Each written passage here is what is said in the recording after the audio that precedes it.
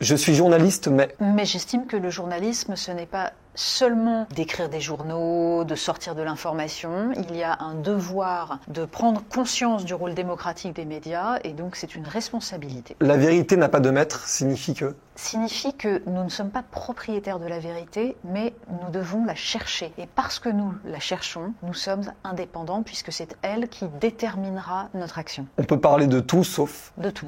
Du moment qu'on en parle avec un sens des responsabilités, une lucidité, une honnêteté intellectuelle surtout. La presse est révolutionnée par... Par beaucoup de choses aujourd'hui. La presse est révolutionnée par les réseaux sociaux, le poids des GAFAM, par la façon dont aujourd'hui les opinions se radicalisent, la façon dont cette radicalité se traduit dans l'ensemble de l'organisation des médias, par la perte de confiance des citoyens dans les médias. Bref, il serait temps que les journalistes en prennent conscience et que les médias se révolutionnent eux-mêmes. Je suis excédé par... Le fait que nous sommes en train de marcher vers la guerre, que je vois venir les catastrophes et que j'ai l'impression qu'entre ceux qui sont dans le déni, ceux qui au contraire sont des foudres de guerre, des héros de plateau télé ou de salon, personne ne se rend compte de la gravité de la situation. Le principal problème du journalisme, c'est... Je dirais que c'est le fait que les journalistes confondent leur métier avec celui de curé. Ils croient que leur rôle, c'est de dire le bien et le mal. Et non, leur rôle est d'apporter les informations, les arguments, les réflexions, les décryptages qui vont permettre aux citoyens de se forger leur propre idée. Mais c'est pas à nous de dire aux gens ce qu'ils doivent penser sur tel ou tel sujet. Dans ce cas-là, qu'est-ce qui fait qu'il y a autant de journalistes militants aujourd'hui ? Je crois que c'est le terme un peu pour désigner ça. Il y a autant de journalistes militants parce que justement, ils sont, à force de croire qu'ils doivent dicter le bien et le mal, ils vont jusqu'au bout de la démarche et défendent une idée. Mais je crois que défendre des idées, des valeurs, c'est fondamental. Moi, je me suis jamais cachée d'avoir des engagements pour des causes. C'est-à-dire, je crois en la République, je crois que la République, elle est laïque et sociale, que ça a des implications sur le rôle des uns et des autres. Bref, j'ai une vision. Je ne fais pas croire que je suis là en train simplement de faire le fameux journalisme à l'anglo-saxonne supposé objectif. C'est pas vrai. On n'est pas objectif. C'est pour ça que l'important, ce n'est pas la supposée objectivité qui en général permet de faire passer des idées en douce. L'important, c'est l'honnêteté intellectuelle, la capacité à décrire les faits même quand ils démentent notre vision des choses. Et puis, il y a une différence entre être engagé pour des causes et être militant. Parce que justement, le risque quand on est militant, c'est d'écarter tous les pans du réel qui vont contre la cause qu'on prétend défendre. Et ça, il faut s'en garder absolument. Penser contre soi-même, c'est un des devoirs d'un journaliste et même en fait d'un citoyen tout simplement éclairé et responsable. Le pluralisme des médias est... Très mal en point, c'est-à-dire que le pluralisme est une nécessité absolue. Pendant longtemps, il était abîmé par l'espèce de chape de plomb idéologique qui faisait que les médias mainstream disaient à peu près tous la même chose sur les sujets essentiels qui sont les sujets économiques. Quand Jean-François Kahn a fondé Marianne, il avait justement en tête de combattre ce qu'il appelait la pensée unique journalistique, c'est-à-dire le fait que sur certains sujets, qu'on soit dans un journal de droite, un journal de gauche, finalement, on disait à peu près les mêmes choses, en particulier sur le néolibéralisme, la mondialisation heureuse et ce genre de sujets. Aujourd'hui, le pluralisme est abîmé par le fait que les médias sont en train de se recomposer en médias de niche qui parlent à un pan précis de l'opinion et n'ont plus aucune vocation universaliste. C'est-à-dire que la communauté nationale est en train de se fracturer et les médias en ont pris conscience et amplifient le phénomène en parlant à leur public. Il y a une part de marketing, c'est-à-dire qu'on voit très bien comment des médias qui sont en perte de vitesse peuvent être tentés de se transformer en médias de niche. Et puis, ce sont des choix qui relèvent d'une analyse très pragmatique. Je pense que dans le groupe Bolloré, par exemple, ça relève de ça. On s'aperçoit qu'il y a un pan croissant de l'opinion qui verse vers les idées qui sont, on va dire, de droite dure, de droite extrême, de tout ce qu'on veut. Eh bien, on va répondre aux besoins de cette frange de l'opinion, d'autant plus qu'elle est négligée par les autres. Et en face, on voit se constituer un pôle qu'on va dire centriste autoritaire. Alors jusqu'à présent, il existait, puisque évidemment, la majorité des éditorialistes, on va dire, qui ont pignon sur rue, de toute façon, étaient dans ce créneau idéologique du centrisme autoritaire. Mais là, quand on voit se constituer, par exemple, un groupe comme celui de Rodolphe Saadé, on se dit que c'est peut-être un petit peu plus appuyé et assumé. Le futur de l'information sera? Déjà, il existera à condition qu'on perpétue le journalisme, ce qui n'est absolument pas gagné. C'est-à-dire quand je dis journalisme, j'entends justement le fait de pouvoir rémunérer des gens pour aller chercher de l'information, prendre le temps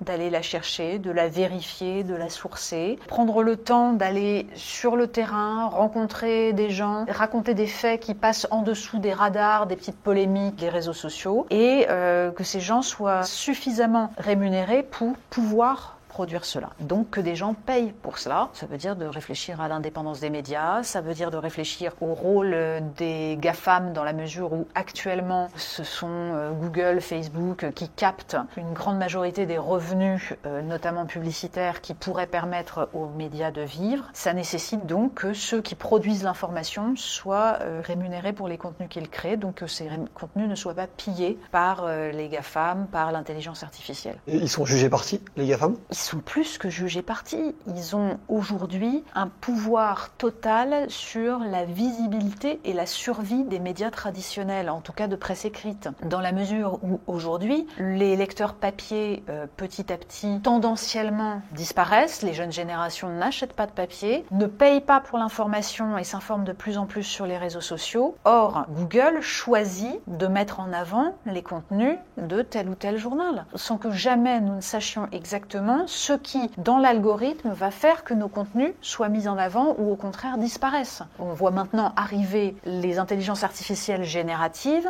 qui vont pouvoir utiliser nos contenus sans jamais y faire référence. Alors, Le Monde vient tout seul de signer un accord, ce qui va permettre au journal Le Monde d'être rémunéré, de gagner de l'argent et donc d'évincer ceux qui arriveront derrière, puisque évidemment OpenAI ne va pas payer tous les médias. Donc les premiers arrivés seront les premiers servis, c'est le pari qu'a fait le journal Le Monde, au lieu d'aller en rang serré défendre les droits producteurs de contenu journalistique à être payés correctement pour cela. Un média qui appartient à une personne étrangère, C'est un média. Après, toute la question est de savoir qui est cette personne étrangère, quel est son rôle dans l'actionnariat, quelle est l'indépendance et la garantie d'indépendance de ce média. Et des personnes étrangères, enfin, en soi, ça ne veut pas dire grand-chose. Encore une fois, la question est de savoir quel est le rôle de cette personne dans l'environnement économique. Mais je pense que ce qui est problématique, c'est que les médias aujourd'hui, et notamment la presse écrite, les médias audiovisuels, ne puissent pas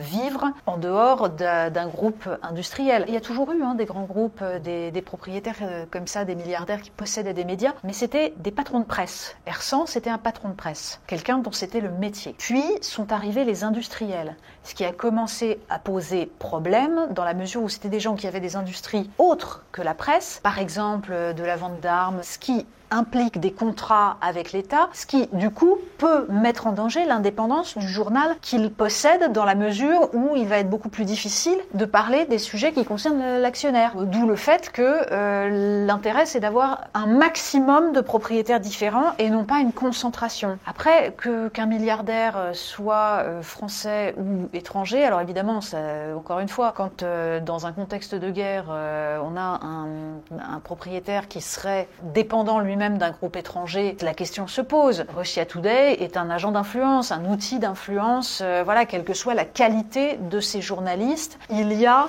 un choix d'influence de soft power, mais je veux dire, le soft power de différentes puissances étrangères joue à plein. Le soft power américain est d'une puissance énorme aussi. Donc la question est de savoir comment on garantit l'indépendance des médias, quelle qu'elle soit. Votre regard sur AG+? C'est un soft power extrêmement puissant.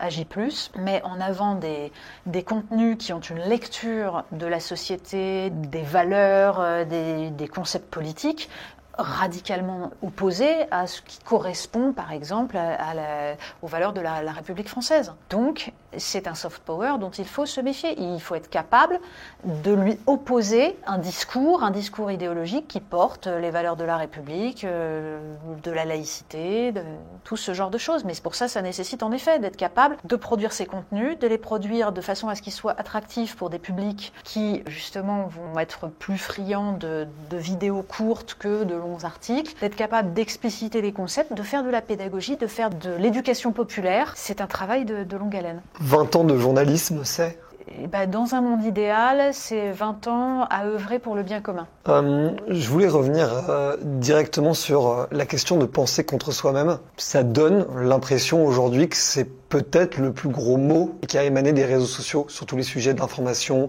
de débat d'idées, de journalisme. Où est-ce qu'on en est aujourd'hui et quelles sont les grandes menaces? Comment on pourrait potentiellement résoudre ce problème de penser contre soi-même? Penser contre soi-même, c'est de toute façon un exercice, j'allais dire individuel, permanent. Éviter la pensée réflexe, éviter d'être dans la facilité, c'est un travail de longue haleine. C'est un des débats que nous avons en permanence à la rédaction de Marianne, que d'éviter cette facilité qui consiste à tout de suite réagir à un sujet et réagir dans le sens qui est habituel pour nous. Toujours se demander, est-ce que j'ai bien vu l'ensemble des aspects de la question? Est-ce que j'ai poussé mon raisonnement jusqu'au bout, jusqu'à ses conséquences les plus absolues? Est-ce que je suis honnête, en fait, dans ma façon de penser le problème? Ça, c'est un débat permanent. Quand on est dans l'urgence, quand on est dans la réaction pulsionnelle, on ne se donne pas cette peine. C'est pour ça que les journalistes doivent absolument se garder de l'influence que peuvent avoir les réseaux sociaux sur eux, c'est-à-dire ce règne de l'urgence, de la réaction immédiate à des polémiques. Je me méfie toujours, même quand je vois des journalistes occupés à tweeter en permanence, à être très actifs sur les réseaux sociaux. Je trouve qu'il faut se préserver de ce besoin de réagir. Le temps long, c'est celui de la pensée, c'est celui de la raison, c'est celui de la juste mesure. Sur n'importe quel sujet, on peut avoir une réaction impulsive, immédiate. Réfléchir, c'est regarder 2 fois. C'est donc se remettre en question, c'est analyser, c'est laisser retomber la poussière des choses. Donc le temps long est absolument nécessaire. Le règne de l'urgence, qui est aussi un règne économique, est très dangereux pour les journalistes. Mais quand je dis que c'est un règne économique, c'est aussi qu'il faut être le premier, justement, sur un sujet. Parce que un des problèmes qu'induisent les réseaux sociaux sur le journalisme, c'est le règne du sujet unique. Moi, je l'ai vu, j'ai fait 5 ans de revue de presse. Et j'ai vu évoluer les choses. C'est-à-dire que à la fin, dans les dernières années, on était dans le règne du sujet unique, dans le sens où je regardais les journaux, il n'y avait plus qu'un sujet omniprésent pendant 2 ou 3 jours. Tous les journaux tartinaient sur la même chose. Et puis, hop, on passait à un sujet différent. Punaises de lit, il n'y avait plus que ça. Et puis tout à coup, le 7 octobre a effacé les punaises de lit et on est passé. Mais ce phénomène-là, c'est en fait une espèce de contagion permanente. D'abord, l'obligation pour les journalistes d'être le premier à en parler pour griller les autres, le règne du scoop, le règne du push sur les smartphones. Il faut être le premier à envoyer le push de l'info. Donc évidemment, on vérifie, mais un peu vite. On écrit l'article très très vite, donc on n'a pas eu le temps de le penser, de le réfléchir. Et puis derrière, puisque les autres ne parlent que de ça, on est obligé de ne parler que de ça. Et donc on a cette espèce d'effet boule de neige où tout le monde ne parle plus que de la même chose. Et 2 jours après, comme on dit, les mouches auront changé d'âne. Et donc on va aller sur un autre sujet. Quel a été le moment ça fait t'es une débatteuse nationale depuis des années, t'es à la tête de Marianne.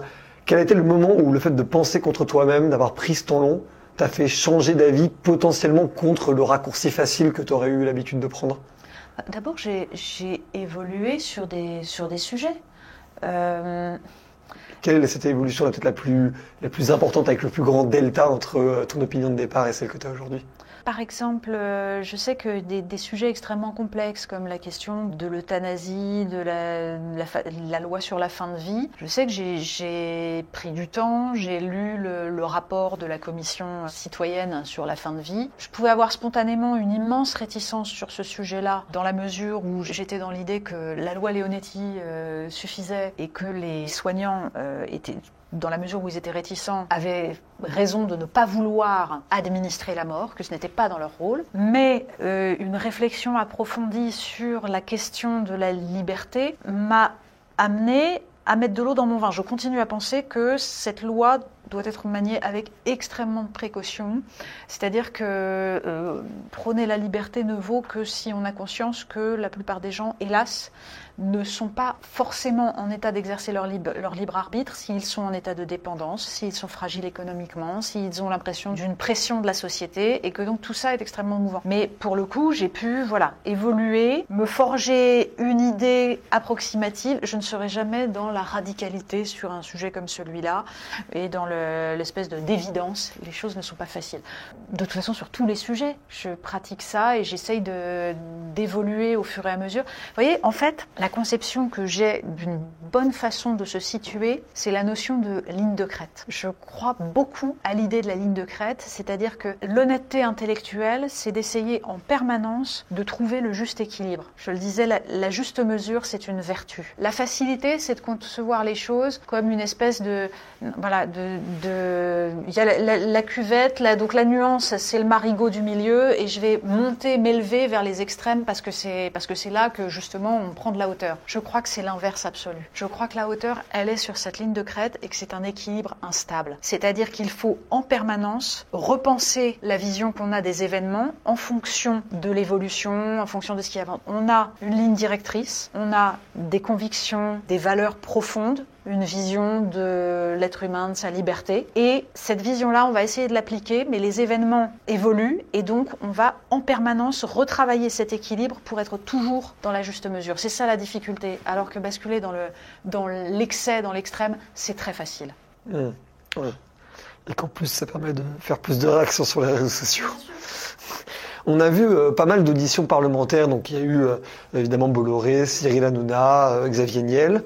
Pas plus tard que hier ou aujourd'hui, Yann Barthès. Est-ce que c'est le grand ménage dans les médias ? Est-ce qu'on va devoir considérer les journalistes, les chroniqueurs comme des temps de parole politiques en fonction de leur idée ? Qu'est-ce que ça dit de l'actuelle régulation qu'on a dans les médias ? Je pense que personne ne prend conscience de l'importance de la décision du Conseil d'État sur le rôle de l'Arcom. C'est absolument énorme.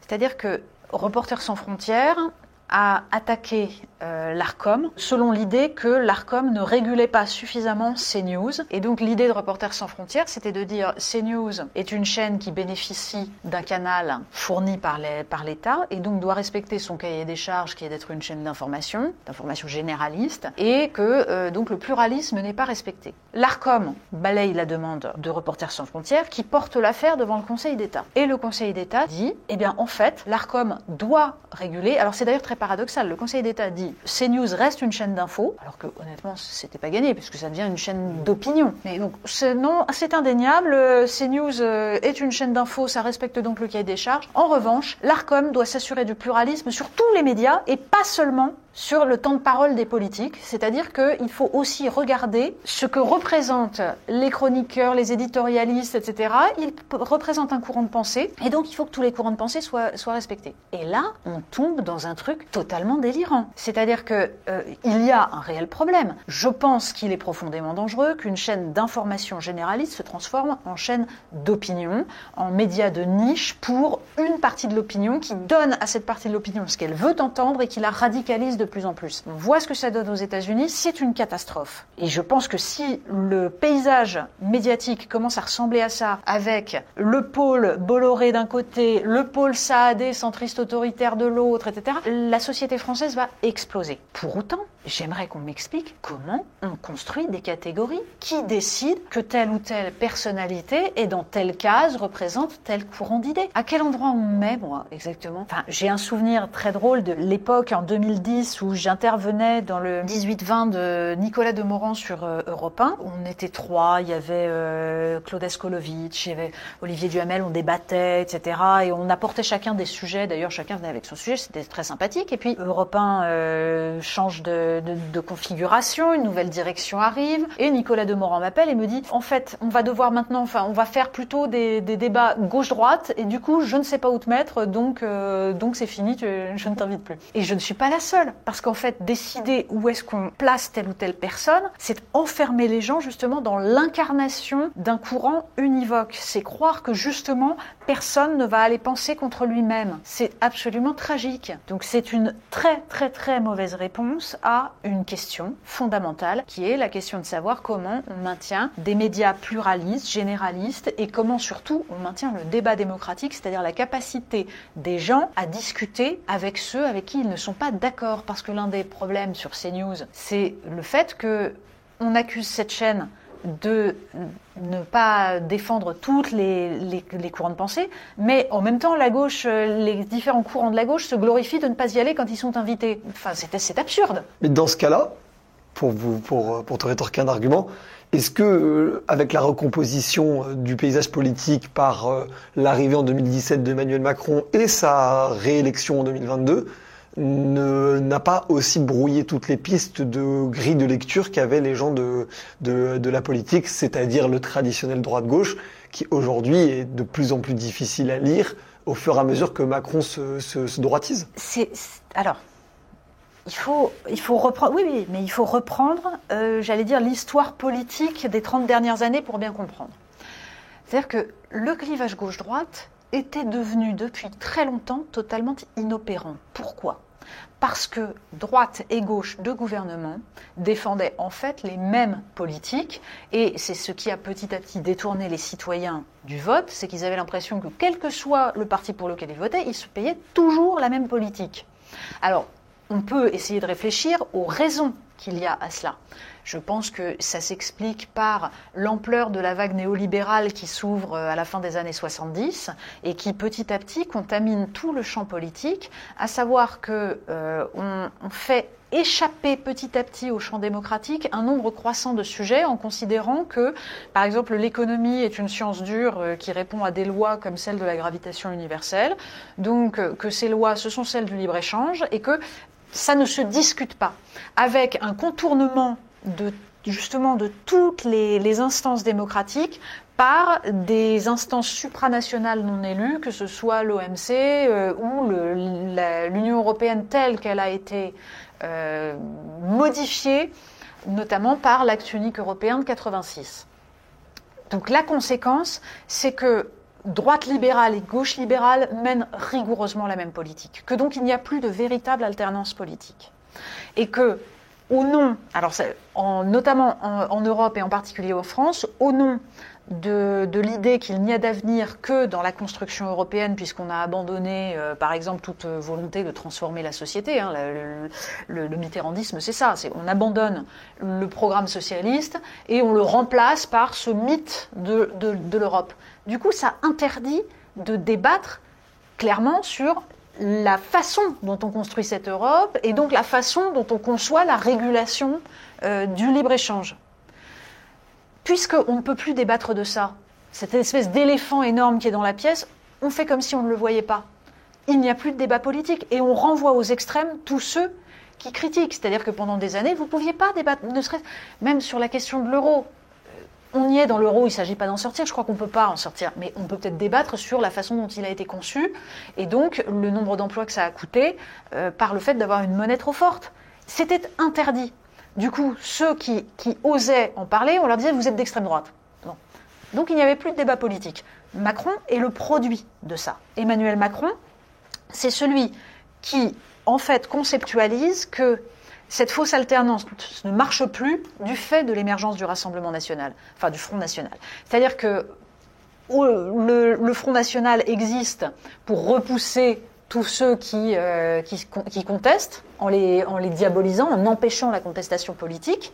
Il sert le système, mais il arrive au second tour de l'élection présidentielle. Et donc là, le système de fausse alternance ne marche plus. Donc il faut faire la jonction des libéraux de droite et des libéraux de gauche, et c'est ce que fait Emmanuel Macron. Sauf que ce faisant, il repousse encore plus dans les franges ceux qui n'adhèrent pas. Mais il n'y a plus du coup d'alternance possible autre que par le Rassemblement national, ce qui là aussi est politiquement extrêmement dangereux. Aujourd'hui, si vous voulez contester Emmanuel Macron, on vous dit mais non, il n'y a que le Rassemblement national comme opposition. Éventuellement la France insoumise, sauf que la France insoumise se positionne de façon totalement absurde dans une espèce d'excès et de caricature et au lieu d'être dans une posture de gouvernement. C'est-à-dire que le mélenchonisme a ceci d'étonnant qu'en 2017, il aspirait à gouverner. Aujourd'hui, il se contente de faire 20%, mais avec l'idée que de toute façon, il ne dépassera pas les 20% et qu'il perdrait dans tous les cas au second tour. Donc on se retrouve dans cette situation totalement bloquée. Donc la question n'est pas de l'inexistence ou de l'existence d'un clivage gauche-droite. La question est de savoir comment on recrée de l'alternance politique. Est-il possible aujourd'hui de penser une politique autre que celle d'Emmanuel Macron, c'est-à-dire d'une dérégulation acceptée, même si après, en apparence, Emmanuel Macron a récupéré tout le discours de la souveraineté, de la régulation, de la réindustrialisation. Dans les faits, ça n'est pas ce qui est en train de se passer. Bon, comment on fait pour construire un discours d'opposition qui ne soit pas dans les extrêmes, c'est-à-dire dans un identitarisme quel qu'il soit, et dans la fracturation de la société française. Une opposition républicaine au centrisme autoritaire. C'est ça la question. Est-ce que Macron est tant néolibéral que ça, parce qu'il apparaît aussi par bien des aspects incroyablement étatiques, super vertical, que mine de rien la France est toujours le deuxième pays le plus taxé de la zone euro, que actuellement on est quand même un pays qui tient culturellement en mépris l'argent, l'entrepreneuriat, la prise d'initiative, toute la rhétorique tapis dans le titre. Et pourtant, Macron est élu par des gens qui, y compris, souscrivent à beaucoup d'impôts, souscrivent à toutes ces choses-là. Alors, où est son néolibéralisme ? C'est tout le paradoxe. Alors attention, d'abord ne confondons pas ce qu'on appelle néolibéralisme, c'est le courant de dérégulation de l'économie internationale, c'est-à-dire l'idée d'extension des chaînes de valeur, de division mondiale du travail et, on va dire, de déterritorialisation des multinationales, ce qui permet qu'elles échappent à l'impôt, ce qui permet l'existence de paradis fiscaux. C'est ça le néolibéralisme. Donc quand on me dit, vous avez vu, on est taxé, c'est bien qu'on n'ait pas un pays néolibéral. Alors, si le paradoxe, c'est qu'on a les inconvénients des deux systèmes. Puisqu'en fait, déjà, ce néolibéralisme a besoin d'une inflation administrative, puisque la dérégulation, en fait, elle nécessite une intervention pour garantir cette dérégulation. Et on le voit bien avec l'Union européenne, c'est-à-dire avec ce besoin de créer de la norme qui va permettre de dire, attention, on va ouvrir les marchés, puisque l'idée du néolibéralisme, de la globalisation économique, c'est justement l'extension, l'unification du marché autour de normes qui sont les mêmes partout et qui permettent donc de gagner, de conquérir de nouveaux marchés sur les pays qui n'étaient pas encore dans ce marché-là. C'est ça, en fait, le néolibéralisme. Et pourquoi c'est le contraire du vrai libéralisme ? Parce que ça crée des monopoles, les GAFAM étant l'exemple absolu de cela. C'est-à-dire qu'on n'est pas dans la défense des entrepreneurs, quels qu'ils soient, à armes égales. On est dans la concurrence qui n'est pas libre et qui est totalement faussée. Pourquoi l'inconvénient des deux systèmes ? Parce que la France, dans cet environnement-là, a voulu absolument préserver son modèle social. Or, cet environnement, et notamment la façon dont l'Union européenne a décuplé les effets de ce néolibéralisme en est devenant la zone la plus ouverte du monde, eh bien, fait que la France s'est retrouvée à s'endetter tragiquement pour maintenir des dépenses sociales. Et quand on regarde la distribution des dépenses en France, qu'est-ce qui coûte le plus cher ? C'est les dépenses sociales, ce sont les retraites et c'est le chômage. Accessoirement, le problème vient du fait qu'on a créé du chômage et que c'est un cercle vicieux, c'est-à-dire qu'on a désindustrialisé, donc on ne crée plus de richesse. En revanche, comme on maintient le modèle social, on s'endette de plus en plus et donc on est de moins en moins compétitif puisque les dépenses sociales coûtent de plus en plus cher sur la feuille de paie. Donc on a véritablement un système qui se grippe, qui marche sur la tête. Mais la question aujourd'hui est de savoir justement comment on recrée de la richesse. Or, comment recréer de la richesse dans un environnement où on est en permanence dans une concurrence déloyale ? C'est ça la question. Et donc, comment la France peut défendre une production nationale qui va lui permettre de recréer de la richesse pour financer son modèle social ? Donc, vous voyez, et vient là-dessus une figure comme celle d'Emmanuel Macron, qui lui arrive en 2017 totalement acquis à ce modèle de mondialisation heureuse qui est en train de se fracasser partout, mais ça il l'a pas vu, et ça évidemment ça apparaît au grand jour avec le Covid, avec la guerre en Ukraine, mais lui quand il arrive en 2017, il nous explique que la mondialisation heureuse c'est formidable et qu'il faut que la France s'adapte à cela et que donc on va petit à petit déréguler le marché du travail et comme ça on sera compétitif. Or, cette politique de compétitivité, ça fait 15 ans qu'on la pratique, ça ne fonctionne pas. Parce que, je veux dire, on peut essayer d'être compétitif, mais enfin, jusqu'où on est compétitif? C'est-à-dire, on se met en concurrence avec le Bangladesh, le Vietnam. On adopte les droits sociaux de ces pays-là. Enfin, c'est une absurdité totale.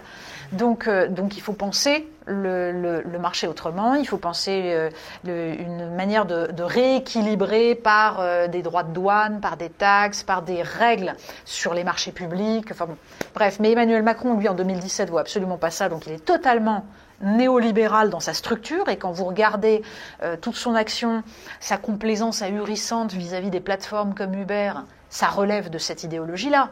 En revanche, il est le produit aussi de la haute administration française, c'est-à-dire cette espèce de technocratie qui considère que par essence, elle sait mieux que les gens, qui donc n'est absolument pas démocrate.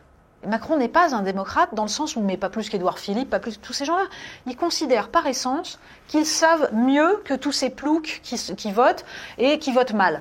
Donc, on va imposer la politique de dérégulation de façon autoritaire, et ça donne, par exemple, la réforme des retraites, l'utilisation du 49.3, c'est-à-dire l'instrumentalisation de la Constitution de la Ve République pour contourner la volonté du peuple, alors que la Ve République a été pensée pour permettre l'expression de la volonté du peuple. Donc en cela, c'est pour ça que on a choisi à Marianne d'appeler ça le centrisme autoritaire.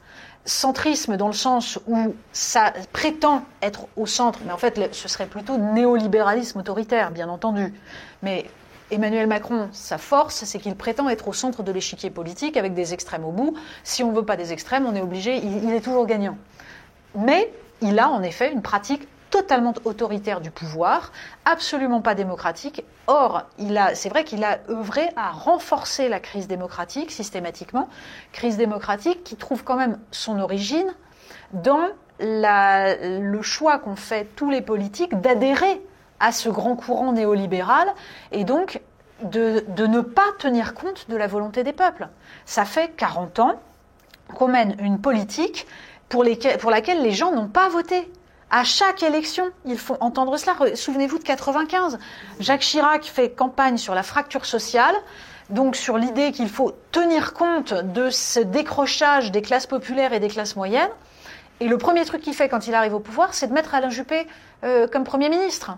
C'est-à-dire, justement, et en expliquant très cyniquement autour de lui qu'il le fait parce que de toute façon, Helmut Kohl n'aurait jamais accepté Philippe Séguin comme Premier ministre. On ne pouvait pas. Vous voyez, on est dans ce genre de conception qui aboutit ensuite, lors de la crise grecque, à la célèbre phrase de Jean-Claude Juncker, il n'y a pas de démocratie en dehors des traités.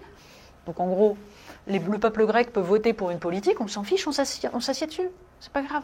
Vous voyez, cette dérive autoritaire, c'est celle d'une dérégulation de l'économie mondiale qui, évidemment, enrichit des multinationales, permet d'échapper à l'impôt, ce qui appauvrit les États, qui du coup n'ont plus les moyens de mener les politiques qui devraient être les leurs, c'est-à-dire sur l'aménagement du territoire, l'hôpital, l'éducation. Et quand on regarde l'évolution des dépenses publiques, il y a toujours moins pour l'éducation en proportion, il y a toujours moins pour la justice. Voilà. Oui, donc en fait, c'est soit on détruit le modèle social pour être néolibéral jusqu'au bout, soit on redevient souverainiste pour le protéger, quoi. J'emploierais pas le terme souverainiste parce qu'il n'est plus compris. C'est-à-dire que je crois à la souveraineté du peuple, parce que c'est la démocratie, et que si quelqu'un ne croit pas à la souveraineté du peuple, c'est qu'il n'est pas démocrate. Il faut être honnête, il faut être clair sur les mots, c'est ça. Or, il n'y a pas de souveraineté du peuple sans souveraineté de la nation. Parce que si on se fait dicter les politiques par d'autres instances que celles qui émanent du peuple, il n'y a plus de souveraineté du peuple. Et ça nécessite aussi, j'ajouterais une troisième souveraineté, la souveraineté des individus, c'est-à-dire leur capacité à arbitrer, à utiliser leur raison pour décider de leur choix. D'où l'importance de l'éducation, d'où l'importance de tout ce qui va et d'où l'importance des médias, de l'information, qui vont permettre aux citoyens de se forger leur propre vision et donc d'exercer leur rôle de citoyen. Donc souveraineté des individus, souveraineté du peuple, souveraineté de la nation. Après, une fois qu'on a garanti ça, évidemment qu'on s'inscrit dans des alliances internationales, dans une Europe qui permette d'exprimer cette souveraineté des nations, ce choix démocratique, et dans ces cas-là, ok, ça va très bien. Et une Europe qui protège, parce que de fait, on ne peut pas être tout seul face au renouveau des empires. Voilà. Mais ça passe par la souveraineté du peuple. Super intéressant. Vraiment super intéressant. On a reçu Nicolas Bouzou, donc l'économiste, qui a écrit le bouquin La civilisation de la peur, pourquoi et comment garder confiance dans l'avenir, et qui tient un discours résolument optimiste, et avec, pour être tout à fait franc, énormément de choses aussi factuelles qui vont dans son sens. Et il dénonce beaucoup les médias, dont Marianne fait partie, dont Le Crayon fait partie, qui joueraient ce jeu de la peur. Qu'est-ce que tu en penses ? Est-ce que c'est le cas ? Est-ce que les médias, et je nous inclus dedans évidemment, je ne me déresponsabilise pas là-dessus, mais on fait le jeu aussi de la paranoïa générale, quoi. Alors déjà, je suis la première à dénoncer le gouvernement par la peur. Et par exemple, au moment du Covid, aujourd'hui, sur le conflit en Ukraine, il y a une façon de gouverner par la peur qui me semble extrêmement dangereuse parce que c'est justement une façon de manipuler les opinions.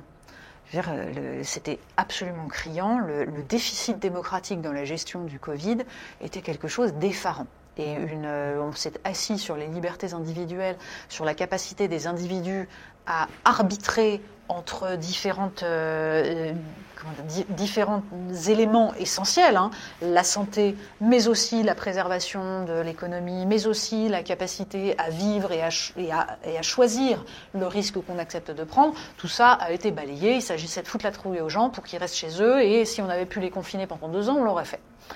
Bon, donc la peur est quelque chose que je trouve extrêmement malsain, comme de toute façon toutes les pulsions quand elles sont instrumentalisées. En revanche, je ne dirai jamais pour ma part que je suis optimiste ou pessimiste parce que on s'en fiche. C'est un sentiment justement d'être optimiste ou d'être pessimiste. La question est celle de l'action et de l'action politique, c'est-à-dire quels sont les choix que l'on fait pour permettre l'expression de la démocratie. Parce qu'en fait, je crois que dans un monde aussi complexe que le nôtre, il n'y a pas de meilleur projet politique que la démocratie. Je ne vois pas bien comment on règle les sujets, comment on y répond autrement, dans la mesure où c'est la seule façon de faire émerger une forme de justice dans les décisions. Donc revenir au peuple, aux citoyens éclairés, et revenir aux citoyens, leur remettre entre leurs mains la décision, c'est la base. Donc je me fiche de savoir si on est optimiste ou pessimiste vis-à-vis de l'avenir.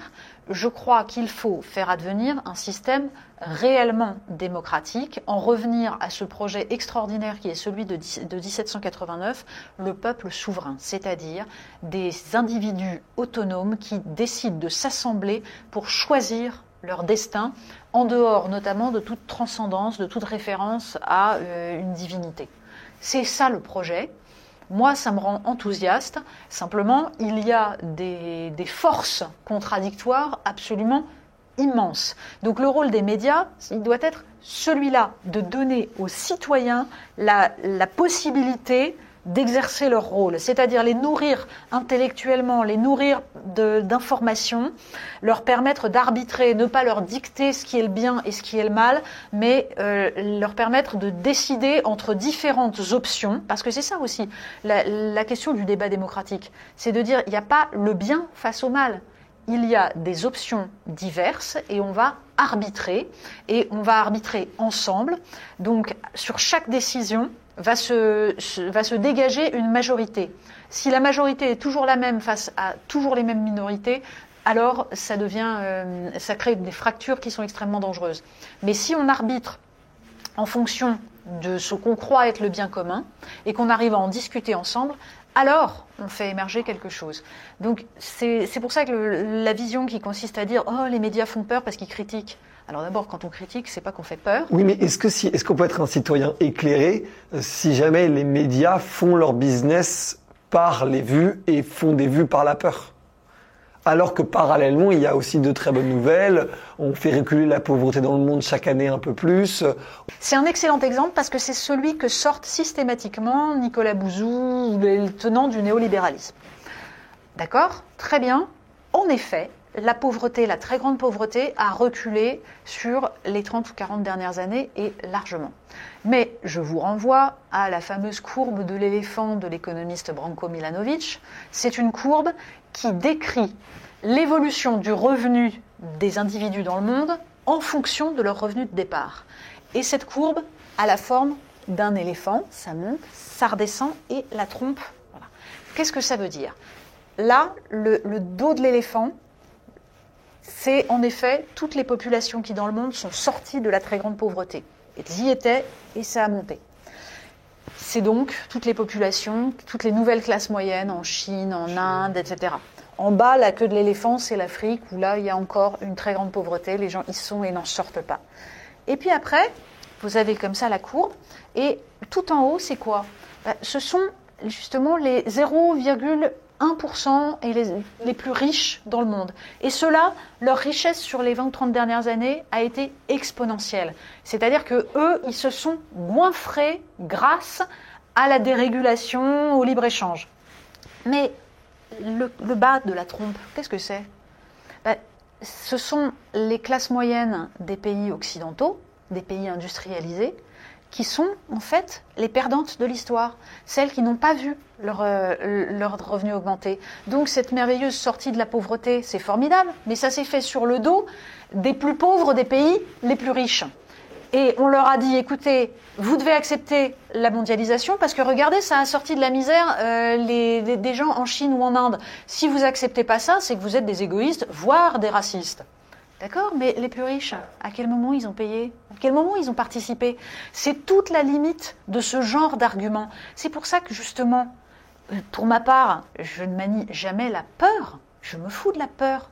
J'essaye d'éclairer les débats. C'est-à-dire d'aller au fond, de fournir ce genre d'arguments, justement pour qu'on puisse avoir un débat qui ne soit pas un débat sur un soi-disant bien, un soi-disant mal. Or, ça fait 20 ans, 30 ans que je vois des débats politiques, des débats médiatiques sur le thème « Vous êtes pour ou contre l'ouverture ? Vous êtes pour ou contre l'autre ? L'ouverture à l'autre, c'est le bien. Donc, si vous voulez du protectionnisme, c'est que vous êtes contre l'ouverture, donc vous êtes dans le camp du mal. » Mais c'est pas comme ça que ça se joue.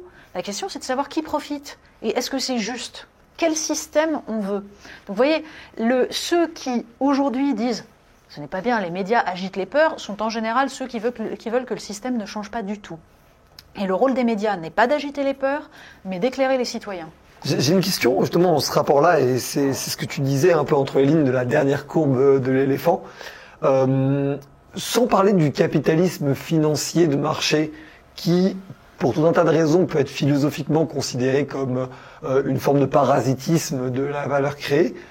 Est-ce que aussi on n'en fait pas un peu trop sur des Bernard Arnault, sur des Elon Musk, sur des Mark Zuckerberg, sur des fortunes financières qui sont colossales, des puissances qui sont colossales, qui sont aussi le fait de leur propre prise d'initiative, de risque et leur propre construction. Je ne mets pas exactement sur le même plan Mark Zuckerberg, Elon Musk, etc. et Bernard Arnault, parce que leurs domaines d'action sont radicalement différents. Les GAFAM n'ont pu exister que parce que au départ, il y a une aide de l'État américain pour protéger ces industries qui se créent et parce que un système fiscal leur a permis d'échapper à l'impôt. C'est ce qui explique aujourd'hui que leur capitalisation soit aussi forte et qu'ils aient dans les paradis fiscaux une masse d'argent qui leur donne une puissance supérieure à celle des États. Sur le cas d'un Bernard Arnault par exemple ou de tout autre type d'entrepreneur, moi j'ai une admiration totale pour les gens qui créent de la richesse. Si elle peut en plus créer de l'emploi et maintenir des savoir-faire sur place, en France, ça me convient encore mieux. Le problème des plus grosses entreprises du CAC 40, c'est que sur les 10 dernières années, elles ont créé des emplois, mais ailleurs dans le monde, et qu'en revanche, elles en ont détruit en France. Donc ça devient pour le coup un problème parce que ce sont des arbitrages. Donc l'idée n'est pas de dire « Ah, c'est méchant, ces riches sont méchants, etc. » Bernard Arnault, par exemple, par l'industrie du luxe qu'il défend et qu'il incarne, maintient certains savoir-faire en France. Très bien. En revanche, on peut aussi considérer qu'il ne paye pas les impôts qu'il devrait payer et que la part de création de richesse et de savoir-faire en France n'est pas suffisamment compensée par la délocalisation d'un très grand nombre de productions qui jouent justement sur le fait que le transport maritime, par exemple, n'est pas payé à son juste prix. Encore une fois, j'ai rien contre les gens qui créent de la richesse et qui prennent des risques et je trouve ça admirable. Du moment qu'ils ne profitent pas de la collectivité sans jamais rien reverser. Il y a un extrait sur lequel j'aimerais te faire réagir. Tac, attends, je vais essayer de cliquer dessus. Je sais pas si ça s'ouvre. Le problème, c'est pas que les gens croient que la Terre est plate, c'est qu'ils pensent qu'on leur ment sur le fait qu'elle est ronde. Et Eh bien, si les gens pensent qu'il y a une espèce d'organisation fondamentale pour mentir à la population, c'est une vision du monde qui est absolument terrifiante et qui ne permet pas de vivre en société. Le fait de savoir que la Terre n'est pas plate n'est pas une information. C'est un savoir, et c'est un savoir universel, puisqu'il est fondé sur des règles scientifiques qui reposent sur l'exercice de la raison. La question n'est pas de savoir si on a envie ou pas de savoir que la Terre est ronde. La question est de savoir s'il peut y avoir une démocratie réelle avec des individus ignares. Sans un peuple éduqué, la démocratie, c'est la tyrannie des imbéciles. Après, on peut en revenir à la différence que faisait Régis Debray dans son célèbre texte de 1999, « Êtes-vous démocrate ou républicain ?» entre démocratie et république. Même si on préciserait, en fait, c'est la différence entre la démocratie libérale à l'anglo-saxonne et la république à la française. Et il disait, en gros, la démocratie libérale n'a pas besoin d'un peuple éduqué, puisqu'en fait, ça part du principe qu'on peut avoir des individus ou des communautés qui interagissent entre elles, et le libre jeu des intérêts des uns et des autres va permettre, si l'État n'intervient pas trop, se permet juste de réguler par le droit et le marché, de faire émerger un bien commun. On arrive à vivre ensemble. C'est ça la conception de l'espace politique dans la démocratie libérale anglo-saxonne. Le droit et le marché, axiologiquement neutres, qui permettent le libre jeu des intérêts. Et donc, on peut en effet cohabiter, c'est-à-dire habiter côte à côte sans se côtoyer, sans avoir de valeurs communes. Chacun défend ses intérêts, sa vision, son identité. La République, c'est pas ça. La République, c'est l'idée que les citoyens s'engagent dans ce débat qui va permettre de faire émerger le bien commun. C'est pour ça que ça s'appelle la chose publique. Elle nous appartient à tous. Et là, ça marche pas si le peuple n'est pas éduqué, si les citoyens sont pas éduqués. Ils ne peuvent pas jouer leur rôle et décider du bien commun et arbitrer. C'est pour ça que je trouve que ce débat passe à côté du sujet. La question, c'est de savoir si on veut maintenir ce projet de citoyens qui s'assemblent, qui vont décider de leur destin. On peut très bien avoir des gens qui en ont strictement rien à faire de la chose publique, mais c'est plus la République. Justement, parce que si eux, ils s'en désintéressent, ça veut dire qu'il y a d'autres intérêts qui vont s'en charger. Ça ne veut pas dire que je veux forcer les gens à tous s'engager en politique, mais au moins avoir les moyens de penser les grands sujets, d'en discuter. Tant qu'on débat, tant qu'il y a de la discussion, tant qu'il y a de l'argumentation, ça veut dire qu'on participe à cette chose publique et qu'on va derrière faire les choix au moment des votes, puisqu'on est en démocratie représentative. Dans un monde idéal, je préférerais qu'il y ait aussi une part de démocratie directe, donc faire vivre une démocratie locale, faire que les gens puissent agir et l'impression qu'ils ont une prise sur les choses. Donc vous voyez, ça, c'est un enjeu essentiel parce que je crois en effet que ce projet de la République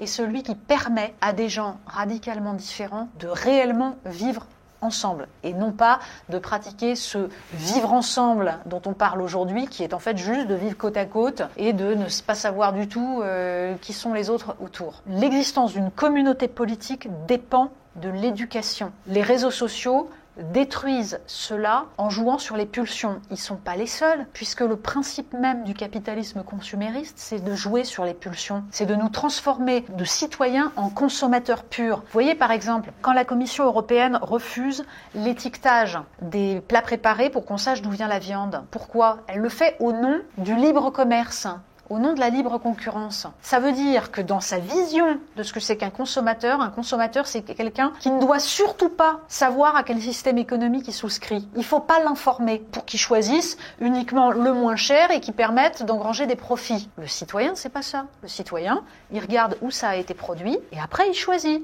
Il peut décider d'arbitrer en fonction du prix et donc de faire travailler des semi-esclaves à l'autre bout de la planète. Ou alors, il décide que sa consommation est un acte politique et que donc il va privilégier un système qui va permettre de préserver l'environnement, les droits sociaux. Donc c'est pour ça que le débat que vous me montrez me semble passer complètement à côté des problèmes. Est-ce que la démocratie de bistrot n'a pas ce risque aussi du déséquilibre de connaissances entre les deux membres du bistrot ? Si je te mets toi demain matin à un bistrot du PMU face à quelqu'un qui suit très très peu la politique et qui cède beaucoup à ses pulsions idéologique du fruit de sa réalité, est-ce qu'il n'y a pas aussi un décalage alors même qu'on est sur une voie, sans parler de démocratie censitaire, c'est pas là où je veux en venir. Alors, qu'est-ce qui se passe dans ce d'abord, je parle pas d'une démocratie de bistrot, attention, parce que c'est là tout de suite, ça a un côté... Je parle de... Voilà. C'est mes propres termes. Ouais. Dans une démocratie de bistrot et d'opinion, quand on prend l'exemple de Balzac qui parle de le bistrot est un des piliers en fait, de la démocratie, j'y souscris parfaitement, est-ce qu'il n'y a pas aussi cette limite de la courbe exponentielle de compétences et de connaissances d'une personne comme toi, qui a fait 20 ans de journalisme, 20 ans de connaissances, face à quelqu'un qui a quelques bandeaux BFM TV et des alertes sur téléphone. Premier point. Balzac parle d'une époque où on faisait des lectures collectives de journaux dans les bistrots. C'est-à-dire que, attention, et je n'idéalise absolument pas, il y avait des gens totalement ignares et totalement, bien sûr. Mais on était dans une période d'expansion du savoir et on y croyait au savoir. Mais surtout, pour répondre à votre question, il y a des gens qui savent plus que d'autres, des gens qui sont experts dans certains sujets, mais si on croit que ce sont les experts qui doivent décider sur tel ou tel sujet, alors on n'est plus en démocratie, on est en épistocratie, c'est-à-dire, c'est une des dérives d'ailleurs du néolibéralisme dans sa vision actuelle, et c'est une des pratiques d'Emmanuel Macron. Par exemple, cette épistocratie, c'est-à-dire cette idée, il y a ceux qui savent et les autres. Nous savons, voilà. Ceux qui ne sont pas d'accord avec nous sont des crétins, et donc ils n'ont pas à décider et on va les mener là où il faut parce que nous voulons le bien, nous voulons leur bien. C'est la dérive technocratique totale. On va faire le bien des gens malgré eux. Je pars du principe que, d'abord, le peuple n'a pas toujours raison, il peut se planter. Mais en démocratie, c'est le peuple qui décide, il peut se planter et il en assume les conséquences. Voilà. Et je n'ai pas de meilleur système. Deuxième chose, une voix vaut une voix en démocratie. C'est-à-dire que je sais des choses que d'autres ne savent pas. Et je vais essayer de les convaincre, de leur apporter ces connaissances. Je vais le faire avec le plus d'honnêteté possible. Et le rôle des journaux, des médias, c'est ça, c'est d'apporter les connaissances, de décrypter les sujets, de les replacer dans un contexte, dans un temps long, etc. Après, il y a des intérêts de classe qui existent. C'est-à-dire que ma voix et la voix de quelqu'un qui n'a aucun diplôme, aucune compétence, aucune connaissance, doit peser la même chose. Pourquoi ? Parce que même avec la meilleure volonté du monde, à un moment donné, je risque, dans les décisions que je prends, de faire valoir mon intérêt de classe. Et il n'y a aucune raison que mon intérêt de classe prévale sur l'intérêt de classe de quelqu'un qui a moins de diplômes, moins de connaissances. C'est pour ça que le principe démocratique, c'est d'éduquer au maximum pour que, au maximum, les gens ne dépendent pas d'autrui dans leur jugement. C'est les 5 mémoires sur l'instruction publique de Condorcet. L'idée que la puissance publique doit l'instruction au peuple, justement pour permettre aux individus d'exercer leur souveraineté, c'est-à-dire de ne pas dépendre d'autrui. Ils ne seront jamais experts en tout, les gens. Mais s'ils sont correctement formés, ils savent déterminer lequel parmi les experts qui leur donnent des visions différentes, ils choisissent. Comment ils vont lire le problème. Et donc, les experts viennent les informer, mais ce sont les citoyens qui décident.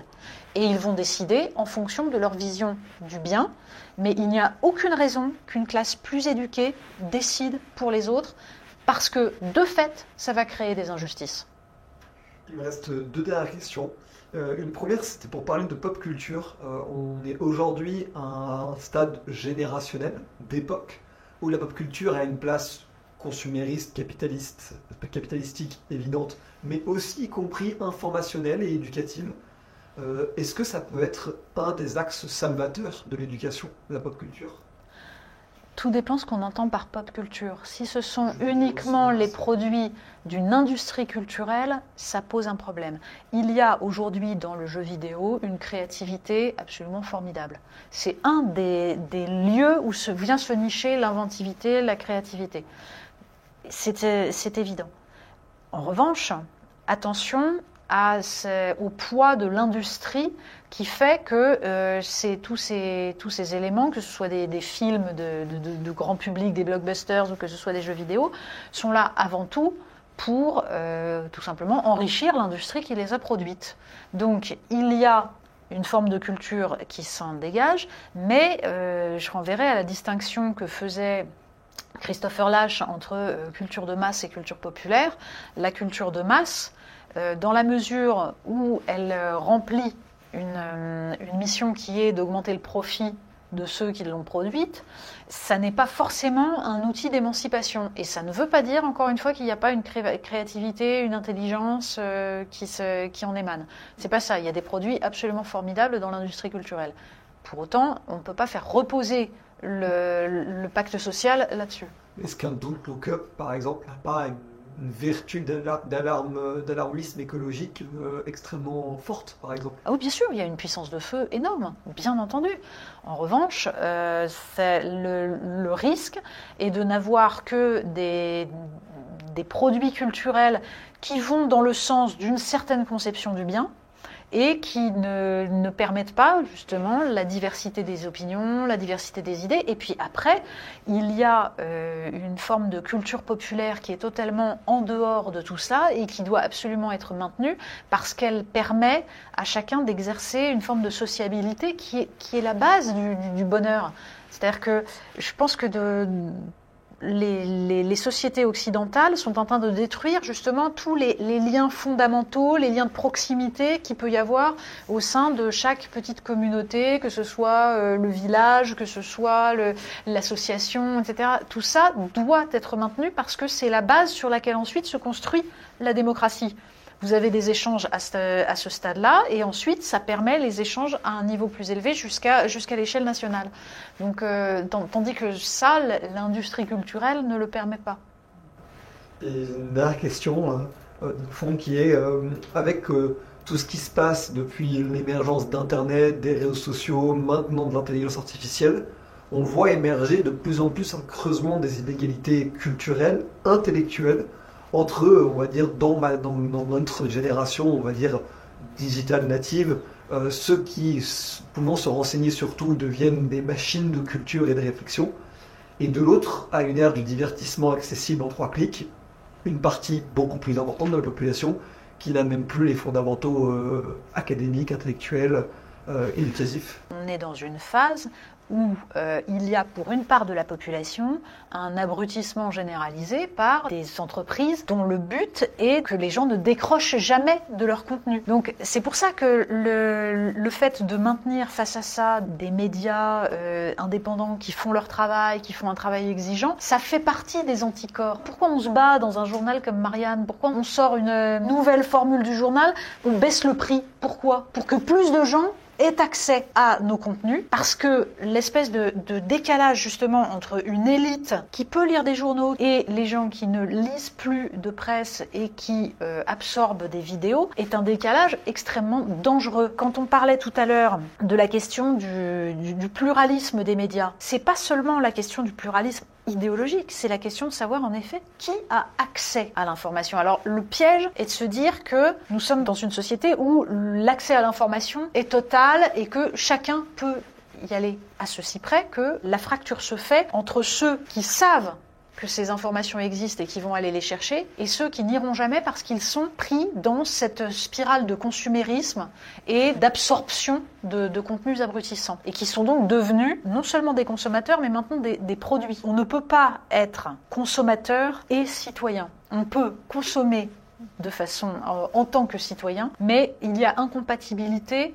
entre la manipulation par les grandes entreprises de la tech, par TikTok ou ce genre de choses, et le fait d'exercer son rôle de citoyen. Hélas, la façon dont notre attention est captée par ces grandes entreprises interdit justement de trouver le temps d'aller chercher l'information. Alors on s'adapte, et nous, en tant que médias traditionnels, on s'adapte. Donc il y a différents moyens, c'est encore une fois à travers le prix, à travers la diversification des supports. On a le papier, on a le web, on essaye aussi de multiplier les différents formats. Je pense que c'est comme ça qu'on va pouvoir jouer notre rôle, parce que de fait, il y a un enjeu de formation. La question la plus vertigineuse n'est plus de savoir quel monde nous allons laisser à nos enfants, mais à quels enfants nous allons laisser le monde. Donc il y a une responsabilité qui est la nôtre aujourd'hui de savoir justement comment nous allons transmettre les savoirs pour former des individus libres.